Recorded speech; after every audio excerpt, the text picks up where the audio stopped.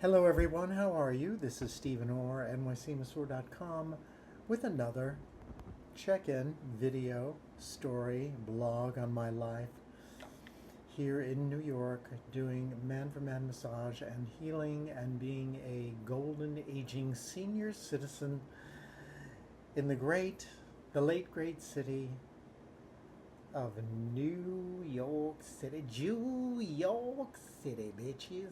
New York City. I say that because some of my best friends, not really, I don't have any best friends. Um, so today's the 7th.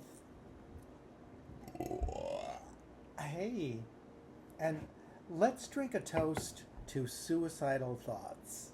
Yeah. Hmm.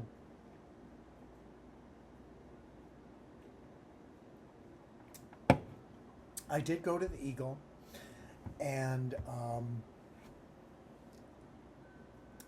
the music was really, really bad. It was just so bad. And this is a funny story because I was sitting there. I really wanted to dance, and I was sitting there, and I must have been expressing this look on my face of ultimate, like, like you've stepped in dog shit. Like, why, why is he playing this? It's just the beat wasn't, and he was kind of hot, but that doesn't even make any difference. I did see my favorite bartender, Larry. Thank you so much for Larry. Larry, you give me joy. Larry actually gave me hope too because he had gone to the Cherry Grove Hotel, which is only $225 a night. Right? Only $225 a night. And so he had a nice getaway.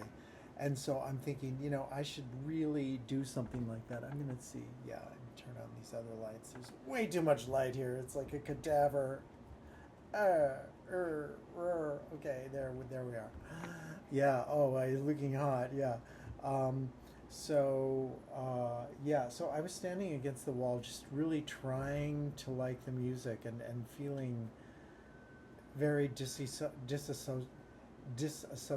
vibes of like why am I here? What I just and this guy walked by me. He goes, dude, what's wrong? The look on your face looks like, dude, what are you going through? Why don't you lighten up? Why don't you enjoy it? Why don't you? I guess I was looking like a very assholish curmudgeon, cadaverish. Like I wasn't looking like you're supposed to look, and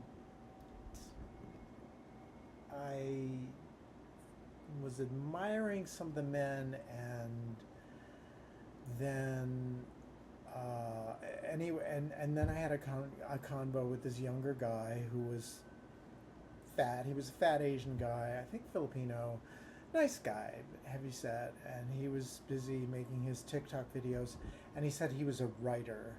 So it was only afterward that I was processing the fact that making TikTok videos is not being a writer.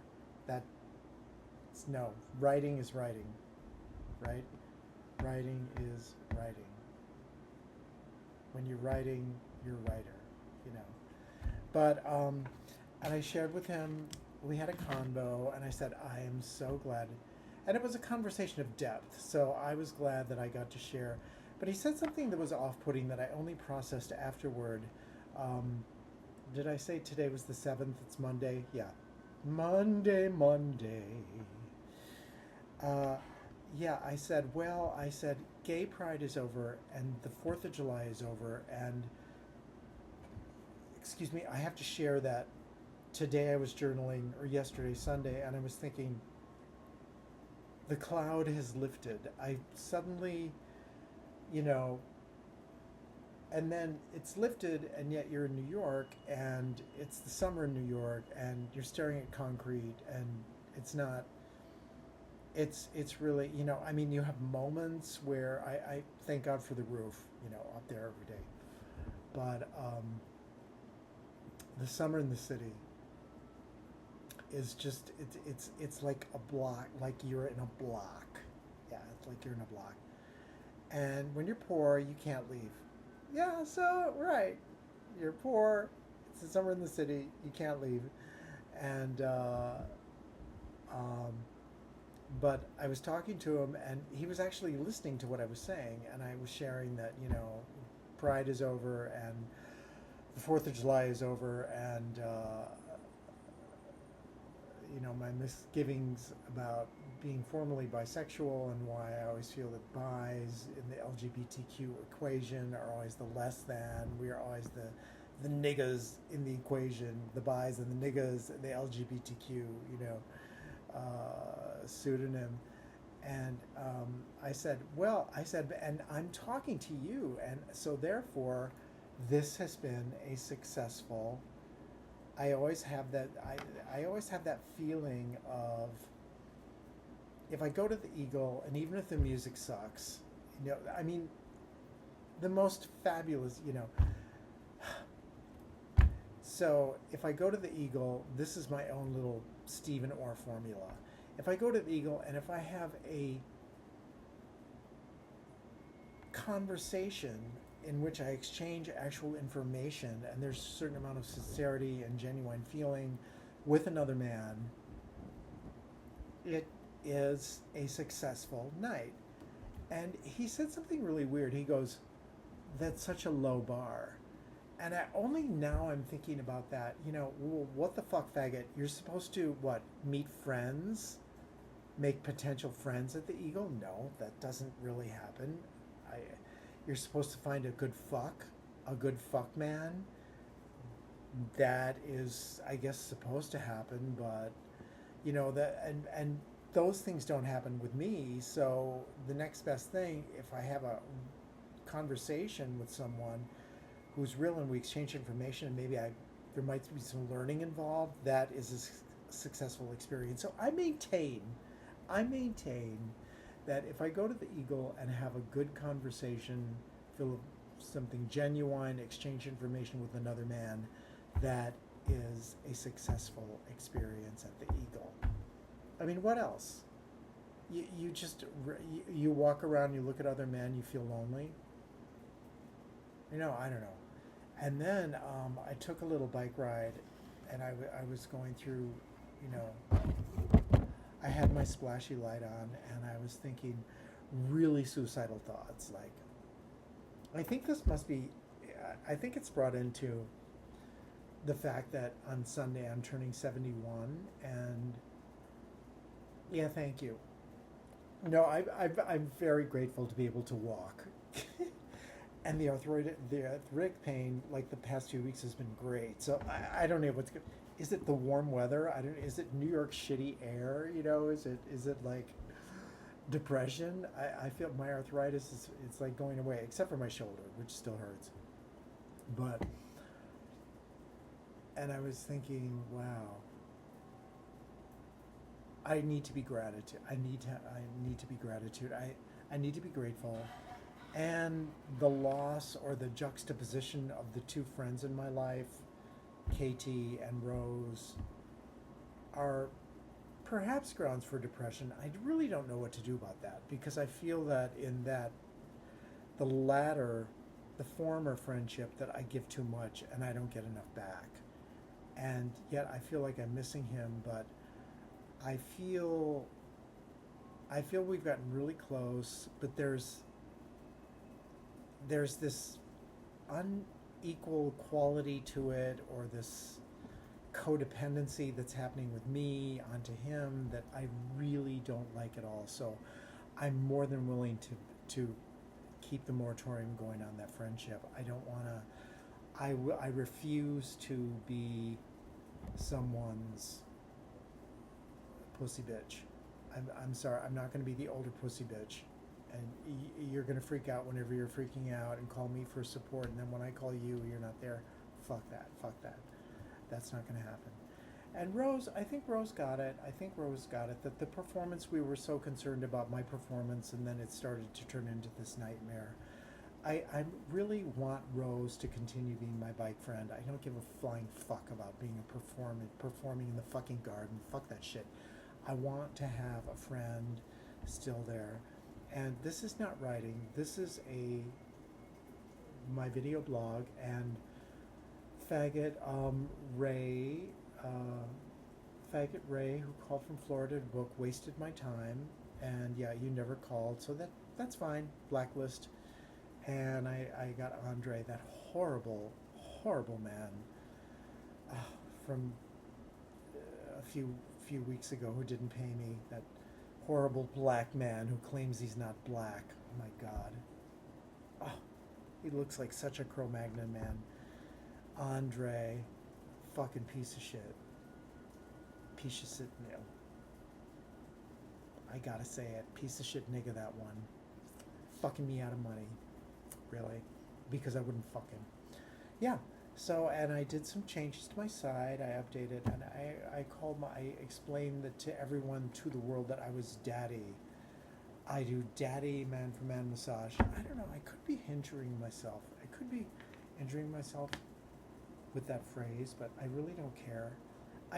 I'm beyond caring anymore. I think the gift of 71 is that you really don't care. The depth question in turning 71 is, wow, what have I done? What have I done?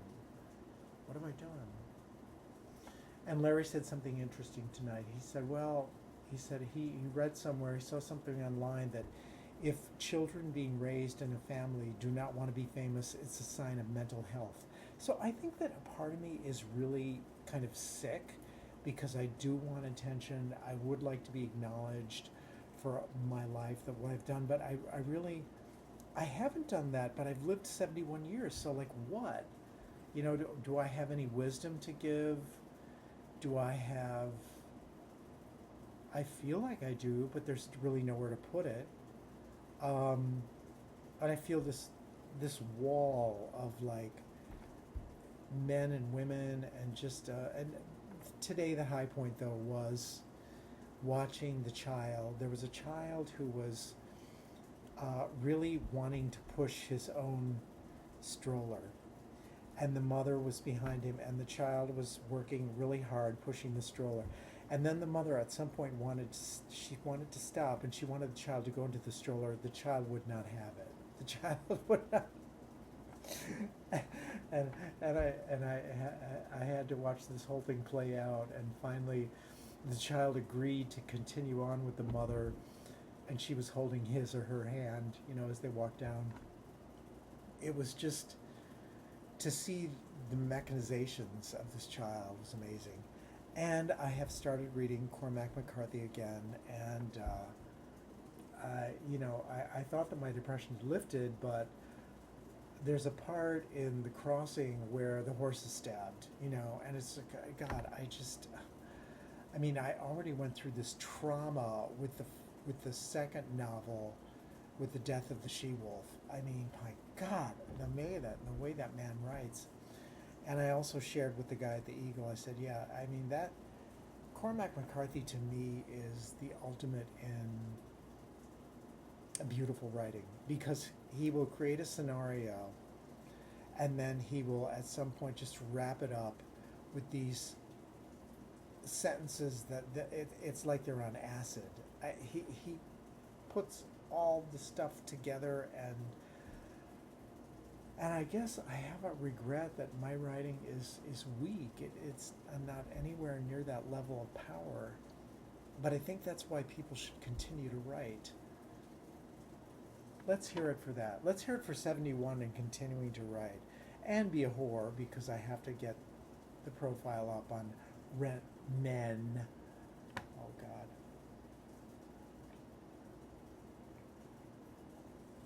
Yeah, if this depression continues for the end of the year, I definitely need to look into moving, because I just feel like everything is really flat right now, right here, and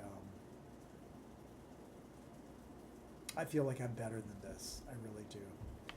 But I wanted to share that, and yeah, so, and that's okay. And even if I believe that having a healthy conversation with one man at the Eagle is a makes the whole experience gold.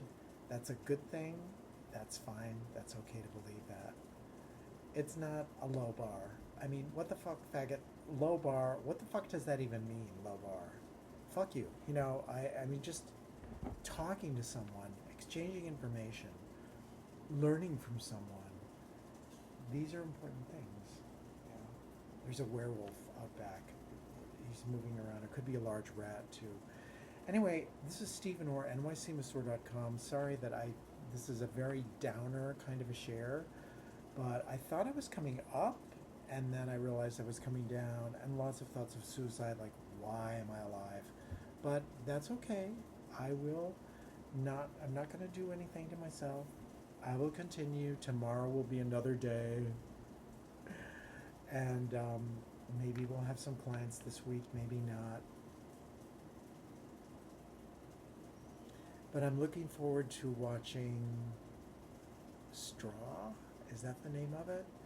The angry black woman who's like, no one has ever given me anything. Tyler Perry. Tyler Perry's abusing all these white queens and you know, like begging them to have sex with him. And then here he is producing this black woman. Is it called cornstarch? I forget what it's called.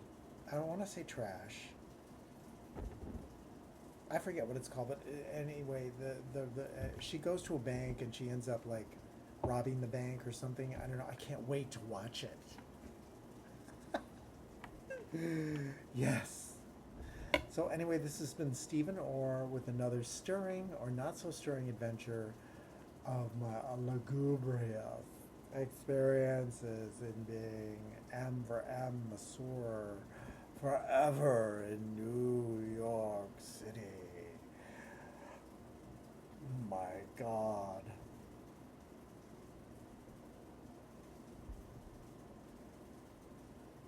Gratitude, gratitude, gratitude. Thank you for watching. Come for great massage soon. Bye.